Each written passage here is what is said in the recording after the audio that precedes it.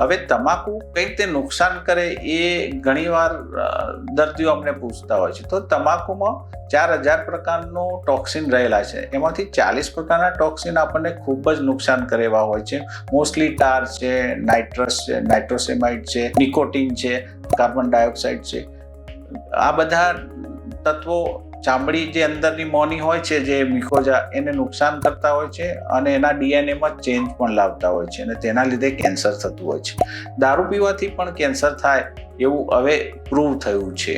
અને આપણા સમાજમાં દારૂ પીવો, સિગરેટ પીવી એને લોકો સ્ટેટસ સમજે છે અને નાની ઉંમરે આ પીવાથી એ લોકોને એની સમજણ પડતી નથી. પણ એ જેમ જેટલા વર્ષ એને એડિટિવ કરીએ, એડ કરતા જઈએ, એટલા વર્ષનું ભેગું ક્યુમ્યુલેટિવ ઇફેક્ટ થઈ અને કેન્સરની ઇફેક્ટ થતી હોય છે.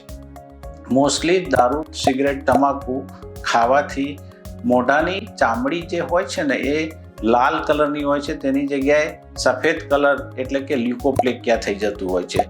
એના પછી ઇરિથ્રોલ્યુકોપ્લેકિયા થતું હોય છે. એના પછી ડિસ્પ્લેસિયા થતું હોય છે. એના પછી ચાંદુ પડતું હોય છે અને ચાંદુ રૂજ ના આવે એટલે એમાં કેન્સર થતું હોય છે. મોસ્ટલી આપણે જાણતે આપણને ખૂબ જ દુઃખ થશે કે આખી દુનિયામાં દર વર્ષે 54 લાખ લોકો, ભારતમાં દર વર્ષે 8 થી 10 લાખ લોકો તમાકુના સેવનથી કેન્સર થઈ અને મરતા હોય છે.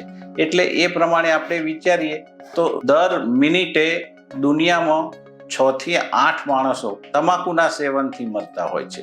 આમ તમાકુનું સેવન થી મરવાના આંકડા જો વિચારીએ તો એક્સિડન્ટથી જે લોકો દુનિયામાં મરે છે ને તેનાથી 12 ગણા વધારે લોકો તમાકુના સેવનથી આડકતરી રીતે મૃત્યુ પામતા હોય છે.